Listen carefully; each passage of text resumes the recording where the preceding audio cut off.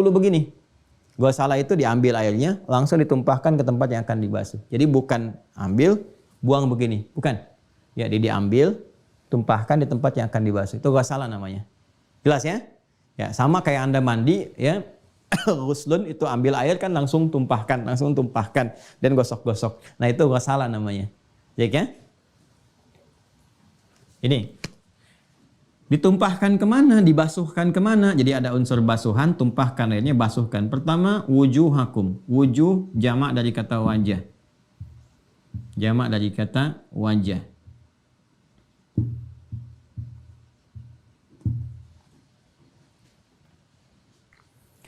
Wajah itu punya dua arti. Satu, tampilan depan secara keseluruhan. Dari ujung kepala sampai dengan ujung kaki. Fawalli wajhaka syatral masjidil haram. Kalau kamu ingin menunaikan sholat, maka hadapkan wajahmu ke arah Masjidil Haram, ke arah kiblat. Yang dimaksud wajah di situ bagian depan tubuh keseluruhan, bukan mukanya saja. Bukan mukanya ngadap kiblat, kemudian tubuhnya ke depan, mukanya begini, tidak. Ya, yang dimaksud bagian depan tubuh keseluruhan. Ya, qad nara taqalluba wajhika fis sama' falanuwalliyannaka qiblatan tardaha fawalli wajhaka syatral masjidil haram. Jelas ya? Karena itu dalam salat, pembuka salat ada nanti doa istiftah atau iftitah. Dari 9 doa itu, salah satu doanya yang diriwayatkan oleh Sayyidina Ali bin Abi Thalib karramahullah wajah, itu redaksinya berbunyi wajjahtu wajhiya lilladzi fataras samawati wal ard. Aku menghadapkan diriku sepenuhnya. Maksudnya bagian depan ini dihadapkan ini sebagai bukti bagaimana kesungguhan dalam ibadah. Keseriusan. Ya, Anda menghadap kepada pimpinan aja kan tegak, lapor begini, keseluruhan sempurna. Ya kan? Di hadapan Anda pimpinan Anda bicaranya begini. Loh, Pak. Tentu setelah selesai pekerjaan Anda. Nah, sekarang Anda menghadap Allah yang maha segalanya. Maka dihadapkan sepenuhnya, sepenuh jiwa kita, sepenuh keadaan diri kita, gambarannya secara fisikal, yang tegak secara sempurna. Itu wajah dalam pengertian yang pertama. Konteks pertama, lihat konteksnya. Konteks kedua, yang dimaksudkan wajah ini tampilan muka. Di sini, bagian depan. Ya. Nah, kalau kita buka sedikit seperti ini ya. Nah, ini dari sini nih, dari jabhah, dari kening dari sini, terus ke bawah ke sini, ya, ke bawah mencakup mata ke sini, hidung, mulut, terus sampai ke dagu di sini, dagu. Ya, makanya nanti kalau yang ada jenggot kan diantaranya di selai-selai, ya, yang laki-laki itu ya. Ya, kemudian ini bagian sebelah sini sedikit nih, ke sini, ya, kelihatan yang mudah-mudahannya ke sini. Bagian bawah telinga di sini sedikit. Nah, batasannya. Nah, ini wajah. Saya ulang ya. Saya buka peci aja ya. Baik. Bismillah. Perhatikan baik-baik ya. Jadi dari sini depan. Ini teman-teman. Di sini kening. Terus ke depan ini, bagian depan ini. Ya, sampai ke dagu ke sini. Sini ya, dagu. Yang ada jenggot nanti bisa diselai-selai. Kemudian yang di sini nih, batas sini. Ini. Sini ya. Nah, batas amannya ke bawah telinga yang di sini. Nih untuk membasuh yang ini. Jelas ya? Nah, jadi kalau nanti insya Allah besok ada video praktikal langsung. Sekarang kalau saya ingin berikan gambarannya, airnya diambil, ya. Kemudian faghsilu wujuhakum, tuangkan, tumpahkan di wajah untuk dibasuh. Ambil airnya, tumpahkan begini. Jadi bukan air dibuang, wajahnya diusap. Kalau itu usap, itu masaha namanya. Ini ghassalah. Ambil, tumpahkan di wajah. Nah, sekarang perhatikan, karena mencakup tadi, nah, secara singkat ya, sebetulnya tidak ada yang spesifik bagaimana cara membasuh, yang penting semua itu terbasuh secara baik, ya kan? Nah, tapi nanti ada ajaran-ajaran dari guru-guru kita untuk menjadikan apa yang terbasuh ini merata secara baik. Contoh, salah satunya kita ambil dengan genggaman seperti ini, ditampung, tumpahkan, perhatikan baik-baik, seperti ini, tumpahkan. Nah, nanti ketika akan menyapu membasuh di sini, ini dibagi dua begini. Baik-baik. Perhatikan baik-baik. Nah, perhatikan ya. Ini ke sini kan? Nah, nanti ada dua jemari yang sangat berperan. Satu telunjuk, kedua jempol. Telunjuk itu ketika ambil, basuhkan ke sini. Nah, ke tengah ke sini, telunjuk itu masuk ke sela-sela mata di sini, di ujung. Sehingga bisa membersihkan kotoran-kotoran juga yang ada di sekitaran mata sini. Ya. Baik ya? Jempol ini yang ke bawah ke sini, di sini. Tarik ke sini. Ya. Baru ketemu di dagu di bawah begini. Kalau yang ada janggut nanti bisa diselai-selai. Sehingga meresap ke pori-pori bagian dalamnya, bukan pori-pori janggut karena janggut nggak ada pori-pori, ke bagian dahu maksudnya, masuk ke dalam sini. Jelas ya? Jadi ambil begini, tumpahkan secara cepatnya begini, tuh. Ya. Nah, jelas ya?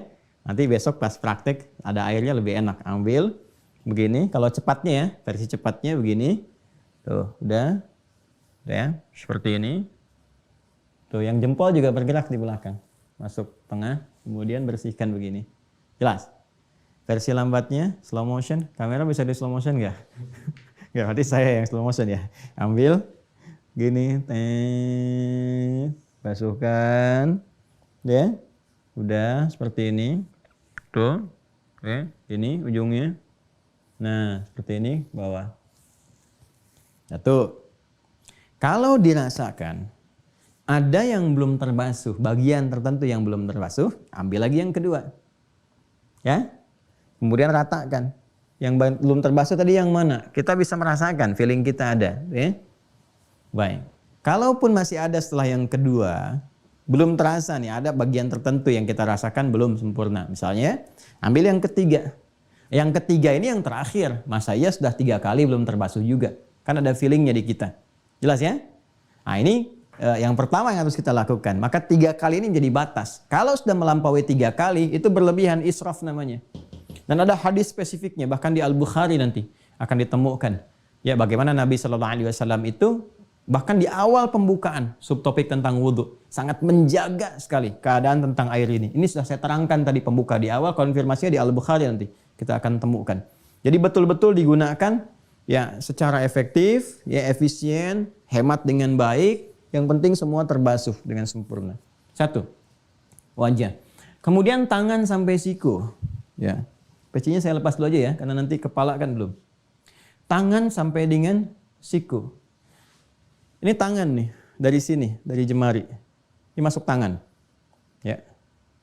Terus sampai ke sini. Tangan tuh sampai sini. Ya. Jelas ya? Ini tangan sampai sini. Ini sudah sampai katif, ini sudah sampai mau ke bahu, penyambung ke bahu di sini. Dan ini punya nama-namanya sendiri. Dalam fikih punya fungsinya sendiri juga. Punya namanya sendiri, punya fungsinya sendiri. Jari, asabi'. Jari-jari itu asabi', jamannya asabi'. Isba' asabi', ya, jari-jari. Terus ini punya nama-namanya sendiri. Ibham, gitu kan? Ini syababah misalnya kan, ini jempol. Nah, ini jari telunjuk, syababah dan seterusnya. Ya, jadi nanti kalau kita gunakan pun itu ada fungsinya sendiri. Saat tahiyat misalnya kan, mengangkat apa yang diangkat, nanti ada bagian tertentunya. Ini telapak, kaf namanya. Nanti fungsinya juga disebutkan terkait dengan saat mengangkat, ya menghadap kemana telapaknya, jemarinya apakah terbuka atau tertutup saat takbir itu. Lalu saat bersedekap, nah ini disebut semua. Ya, ini kaf. Ini rusghun, pergelangan. Gak harus dihafalkan bahasa Arab ya, yang penting ada batas-batas yang secara fikih nanti akan digunakan. Ya, secara bahasa Indonesia kita insya Allah sudah paham dari bahasa Indonesia. Ini jemari, ini telapak tangan, ini pergelangan. Ini siku mirfaq, jamannya marafiq. Saya ulang ya. Jari, asabi', kaf, rusghun, mirfaq, jamaknya marafiq. Kesini jadi katif. Ya, katif, bagian dekat ke bahu. Nah, detailnya fikih dalam Islam, dahsyatnya fikih dalam Islam sangat detail sekali. Jadi urusan ibadah itu sampai ditunjukkan jelas kalimatnya, diksinya, batasnya. Dan ketika pindah ke tangan dari wajah tadi, pindah ke tangan wa aidiakum, pakai wa di sini. Faghsilu wujuhakum wa aidiakum. Kalau sudah menggunakan wa ini berarti sifatnya sama dengan sebelumnya. Ghasala juga. Awas ya. Sifatnya sama dengan sebelumnya. Wa itu konjungsi huruf sambung ataf ya, ataf dalam bahasa Arab itu yang secara umumnya menyamakan hukum dengan sebelumnya. Ya kalau disamakan prosesnya pun serupa. Artinya ambil airnya, ya dalam genggaman kita, ditumpahkan kemudian kepada bagian tangan yang akan dibasuh. Tumpahkan, bukan dibuang tapi ditumpahkan dan dibasuh. Nah, sekarang perhatikan. Ini yang dimaksudkan dalam ayatnya wa aydiyakum ilal marafiq. Ini saya agak detail membahas ini ya. Detail. Walaupun nanti ada alternatif tapi saya lebih berpedoman berdasarkan tekstual dari Al-Qur'an ini yang memberikan detail. Wa aydiyakum ilal marafiq. Ini saya kotaki yang ilahnya.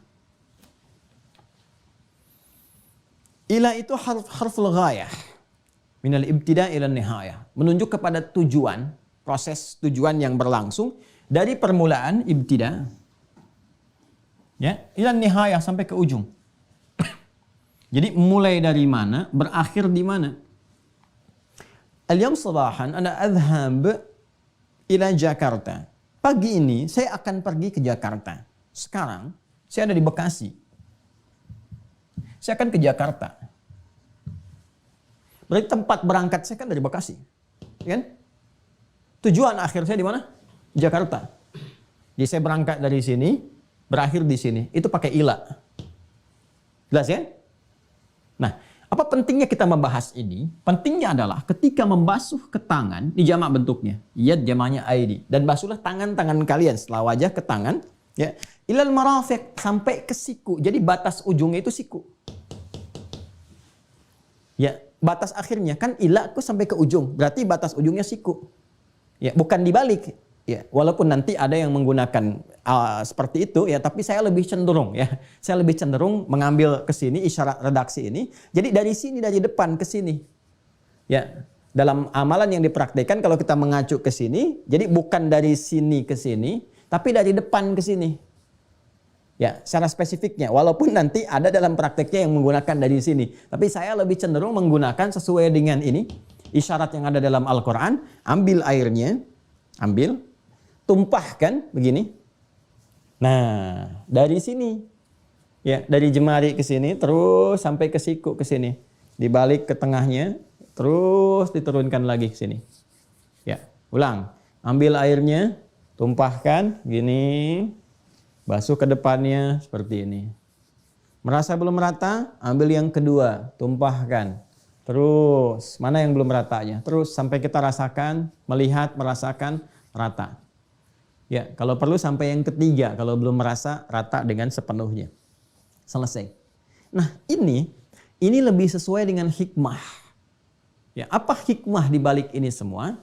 Wudhu, masih ingat kan? Waktu saya jelaskan di awal, ada proses taubat kan yang berlangsung di dalamnya. Makanya setelah kita selesai wudhu, masih ingat video di awal tentang pembahasan wudhu yang saya sampaikan. Setelah selesai wudhu kan kita berdoa. Doanya kan doa tentang taubat. Asyhadu an la ilaha illallah wa asyhadu anna Muhammadar Rasulullah. Mengonfirmasi bahwa apa yang kita kerjakan sudah selesai dengan iman. Ya. Kemudian Allahumma ja'alni minat tawwabin. Ya Allah, mohon jadikan aku termasuk orang taubat. Taubat itu kan mengakui kesalahan, menyesali apa yang telah diperbuat, berjanji tidak mengulangi. Dan konfirmasi di hadis Muslim, Nabi mengatakan, ya bersamaan dengan tetesan air itu yang jatuh dari anggota wudhu itu, bersamaan itu pula dosa-dosanya itu juga turun, ya terpisah dari bagian yang dibasuh itu. Ya bahasa singkatnya terhapuskan, gugur, jatuh bersamaan dengan jatuhnya tetesan air itu, jatuh pula dosa-dosanya. Itu bahasa hadisnya. Ya. Artinya dalam tahap wudhu ini ada evaluasinya, bukan sekedar dibasuh. Ya, bukan sekedar dibasuh. Ini saat basuh wajah tadi, kan tadi saya baru aspek fisikalnya gitu kan, belum kepada aspek-aspek turunan hikmahnya. Nah, tapi saya harus menjelaskan, melompat ketika sampai ke wajah. Besok saya detilkan kembali dan sampai ke tangan sekarang ini. Kenapa dimulai dari sini? Karena ada unsur taubat yang terkait dengan fungsi tangan yang mungkin digunakan keliru sebelum berwudu. Ya. Sedangkan kebanyakan fungsi tangan yang digunakan itu kan adanya di bagian ini, bukan di bagian ini. Anda kalau nulis sesuatu pakai jemari kan, ngetik sesuatu, dialog sekarang di kolom chatting nih, saya nggak bisa lihat, tapi mungkin ada dialog, ada macam-macam, ada diskusi. Di waktu-waktu yang lain ada sebagian orang yang mohon maaf ya, saling mencelaknya pakai tulisan sekarang, bikin statusnya pakai tulisan, yang pakai kan ini, bukan begini kan nulisnya. Orang ngetik kan begini, bukan begini, ya kan? Nah ini yang sering salah tuh ini. Karena itulah kemudian dimulai dari sini, sekalian evaluasinya dari sini. Ini yang ditaubati itu ini nih. Minta kepada Allah supaya dosa-dosanya digugurkan, dihilangkan, ya disesali apa yang salah nih sebelum berwudu ini, apa yang salah di tangan ini. Sama persis dengan wajah ini. Ya, jadi begitu kemudian mohon maaf air itu dituangkan ke wajah ini, rasakan. Lisan itu keliru apa saat kumur-kumur sebelumnya. Ya, saat ditatap ini, saat mata dan sebagainya. Bukan hanya fisikal, nadhafah, tapi harus ada husnu wal idha'ah. Ya, harus ada aura kebaikan dari hasil tobat yang ada. Coba cek lagi. Mungkin sebelum berwudu ada yang tidak nyaman dengan pandangan, salah lihat, ya, salah bicara, kemudian salah tulis dan sebagainya. Ini kalau benar wudunya, ada pancaran-pancaran kebaikan kanan dan kirinya. Itu wudu yang benar. Ya.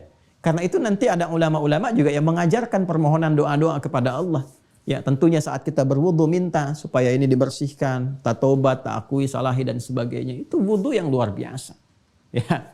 Nah, bukan aspek-aspek yang secara fisikal saja kita basuh. Itu dampaknya kalau kita pahami sampai ke detailnya, Ya, kalau kita gunakan hanya untuk membersih sampai selesai, membersihkan sampai selesai, praktek-praktek luar, itu sah wudunya. Tapi baru sampai nadhafah, membersihkan bagian luar, belum sampai taharah. Ya, taharah. Wudu bagian luar bersih disertai dengan niat, lillah, selesai. Ya, syarat sempurna, salat sah. Tapi nggak dapat manfaat dari wudunya. Feedbacknya apa? Manfaat wudu bagi kehidupan kita. Sama seperti salat tanha anil fahsya'i wal munkar, manfaat wudu itu taubah lin nafsi, taubat bagi diri kita. Harus didapatkan. Makanya kalau belum dapat itu doanya di akhir kan minta taubat supaya bisa terkoreksi keadaan diri kita. Itu tangan sampai siku. Ya, jadi saya lebih cenderung mengambil begini, sapukan sampai ke sini dibandingkan buka keran dari sini dibeginikan. Jelas ya? Nah, oke, teruskan.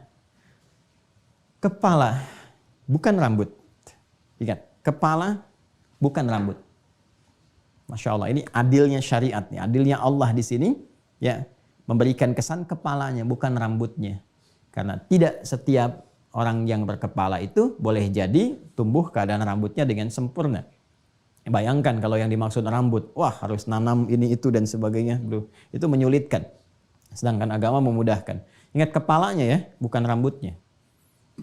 Dan berpindah redaksinya, diksinya, ya, katanya, diksinya berpindah dari ghasala kepada masaha. Masaha. Wamsahu. Nah, pakai wa, tapi diksinya dirubah dari ghasala jadi masaha. Wamsahu biru'usikum. Dan pakai ba. Sudah pakai wa, pakai ba. Pakai wa, tadi saya katakan ataf, ngikut ke sebelumnya. Tapi ketika diksinya diganti dari ghasala jadi masaha, berarti proses yang berlangsung ada perbedaan dengan sebelumnya. Ya, maka wa-nya di sini menunjuk kepada tertib. Tertibnya, awas ya, jadi harus tertib. Dari wajah, ini yang pokok ya, ke tangan. Ya, baru ke kepala. Jangan sampai wajah, kepala dulu, ke tangan. Jelas ya? Baik, jadi dari wajah, ya, teruskan ke tangan, wajah, terus ke tangan, baru ke kepala. Dan ketika akan ke kepala, menggunakan masaha. Masaha. Masaha itu mengusap. Mengusap, mengurap, itu masaha namanya. Ya, makanya Nabi Isa alaihissalam di antara mu'jizatnya itu mengusap, mengurap. Karena itu disebut dengan Al-Masih, Mesias. Ya, Yesus Al-Masih, Isa Al-Masih. Kenapa disebut Al-Masih, Mesias? Itu karena di antara mu'jizatnya itu bisa mengusap. Ya, apa mengusap yang dimaksudkan? Allah mengizinkan dengan mengusap itu segala jenis penyakit bisa disembuhkan dengan izin Allah. Allah yang menyembuhkannya. Mu'jizatnya nampak pada tangannya. Seperti Nabi Muhammad SAW juga di tangannya bisa keluar air, ya kan? Ya, bisa keluar cahaya dan sebagainya. Banyak para nabi yang mukjizatnya pada tangan ada, ya, melekat macam-macam. Nabi Isa disebut Al-Masih yang masaha melekat pada dirinya ketika diusap sembuh, diusap sembuh. Dan mukjizat itu sesuai dengan zamannya. Karena di zaman Nabi Isa kan tingkat kedokteran itu begitu tinggi. Ya, sampai kemudian ada kesan di masyarakat bahwa oh ini penyakit itu bisa disembuhkan. Akhirnya Allah uji dengan penyakit-penyakit yang memang sulit disembuhkan dengan medis pada saat itu. Nah, maka ada penyakit kulit, penyakit macam-macam yang belum ditemukan pada saat itu obatnya, risetnya belum sampai ke sana. Maka lewat mukjizat Nabi Isa ditampakkan, diusap, sembuh, diusap, sembuh. Ya, bahkan ketika ada yang mengklaim pun bisa lebih dan bisa mendapatkan itu, di bawah puncaknya. Apa puncaknya? Bisa nggak menghidupkan yang mati? Ya kan? Maka diizinkan dengan izin Allah, biiznillah, hidup, dipanggil, hidup. Ya kan? Nah, dan bukan Nabi Isa saja seperti saya sampaikan, pernah ada Nabi Ibrahim sebelumnya dan seterusnya, ya. Dan ini yang menjadikan kita menghormati seluruh nabi dengan porsinya masing-masing dan tidak mengangkat di luar aspek kenabiannya. Jadi kita mengimani Nabi Isa alaihissalam, Yesus Mesias sebagai nabi dan tidak mengangkat dari porsinya, ya, tidak mengangkat porsinya lebih daripada itu. Beliau nabi, rasul dan tidak mengangkat jauh di atas itu. Jauh di atas itu kan ada malaikat sampai ke Tuhan. Tidak, ya, porsinya tetap di kenabiannya, kerasulannya sebagai manusia yang dititipkan risalah. Dan itu nanti bisa dibuktikan dengan riset kesejarahan, dengan nalar, dengan logika, dan dengan dalil. Untuk menguatkan apa yang diajarkan dalam syariat Islam. Dan boleh dikomparasikan dengan akal yang sehat, dan dengan ilmu untuk menemukan kebenaran. Dan indahnya dalam Islam setelah ditemukan pun, la ikraha fiddin. Tidak dipaksa. Jadi non-muslim pun kalau mau belajar sangat diperkenankan, silahkan. Ya, dan keputusannya masing-masing bisa diambil. Objektif kan? Ya, tidak maksa, tidak apa. Kalau ingin belajar silahkan dan seterusnya. Nah, ini indahnya. Itu masaha. Jadi masaha itu mengusap. Nah, artinya apa? Kalau sudah masaha, maka cara ngambil airnya sama dengan sebelumnya. Tapi cara menggunakan air itu kepada anggota wudhu yang akan diusap itu beda dengan sebelumnya. Kalau ghasalah ambil, langsung ditumpahkan dan basuh. Kalau masaha ambil, kemudian dicipratkan dulu begini. Ya, sehingga mengambil sebagiannya saja yang diambil. Ambil, cipratkan begini, sebagian. Lalu diusapkan, ini, ke bagian kepala. Ingat bukan rambut. Jadi tidak tepat kalau kemudian diambil cuma rambutnya begini. Ya, karena sudah nyisir, tidak mau kena, apalagi yang paling menarik pecinya masih begini, yang dikeluarkan cuma rambutnya. Takut di sini. Nah, itu wudunya tidak tepat. Tidak sah wudunya. Ya, tidak sah. Yang harus kena kepalanya. Nah, menariknya ketika ke kepala ini ada huruf ba-nya. Wamsahu bi ru'usikum. Usap bi pakai ba, ru'usikum. Ru'us itu jamak dari ra'sun.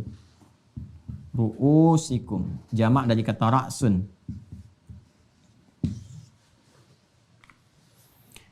Huruf ba seperti pernah saya sampaikan punya banyak makna. Ya, Ibnu Hisham Al-Ansari itu pengarang kitab Bughdil Labib an Kutubil Arib menghitung setidaknya ada 14 makna. Di antara 14 itu banyak, ada al-isaq, al-musahabah, al-ghayah, ba' sababiyah, kan yang melekat pada bismillahirrahmanirrahim di huruf ba-nya. Ada lagi yang fungsinya satu al-istighraq, dua at-tab'id,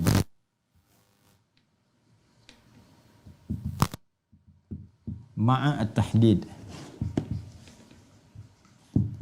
3 at-tab'id min duni tahdid atau duna tahdid.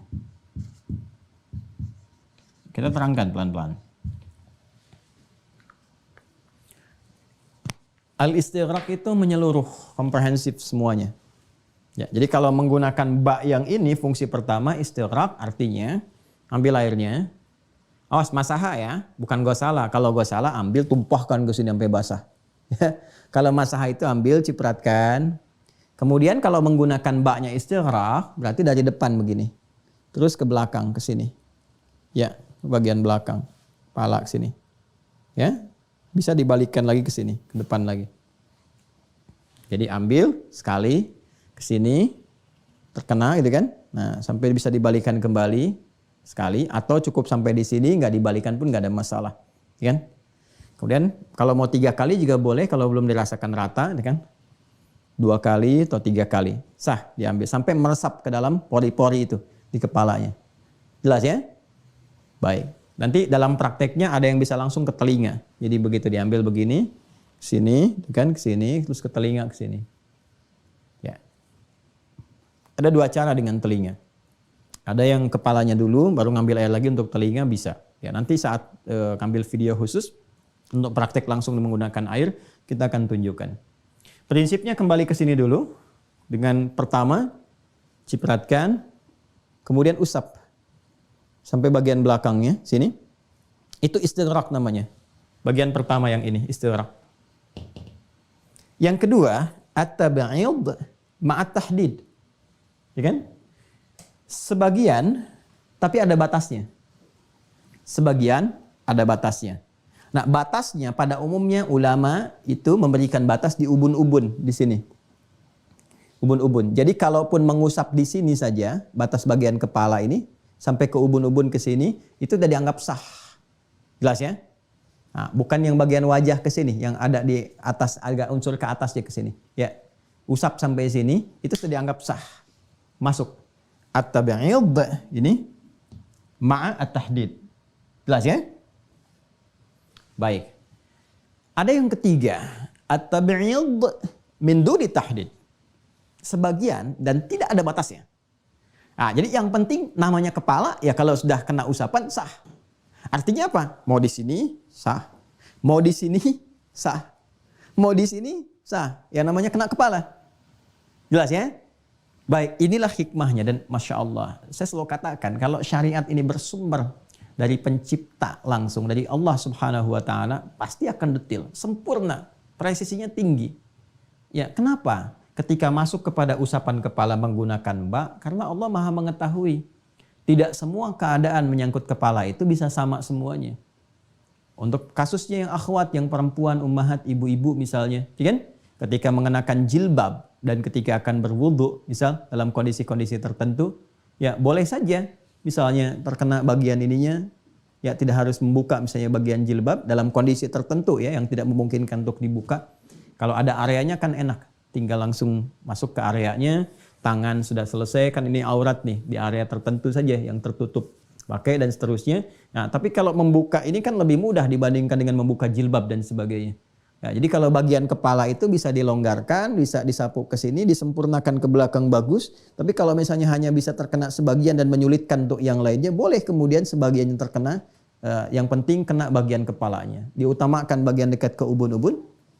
Jika terjadi sesuatu yang misalnya kadarullah kita tidak menghendakinya namun terjadi, ya sakit bagian kepala, ada luka misalnya pas di dekat sini yang tidak boleh terkena air. Nah, ini tidak menyulitkan kita untuk mengusap bagian yang lainnya. Ada bagian yang di sini, ada bagian yang di sini dan seterusnya.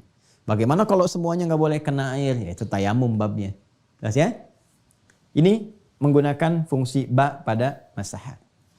Terakhir, kaki sampai kedua mata kaki. Wa arjulakum ilal ka'bain. Ya? Mohon izin ya. Kameranya yang ini ya? Yang ini kameranya. Baik. Menyesuaikan dulu ya. Nah, ini teman-teman sekalian saya angkat ya. Ini nanti dalam praktek video selanjutnya kita akan tunjukkan. Ini kaki di sini. Ya, ini kaki ini. Ini mata kaki ini ya, sudah kita ketahui bersama ini. Mata kakinya yang ini. Ya. Nah, tentu ada dua ya.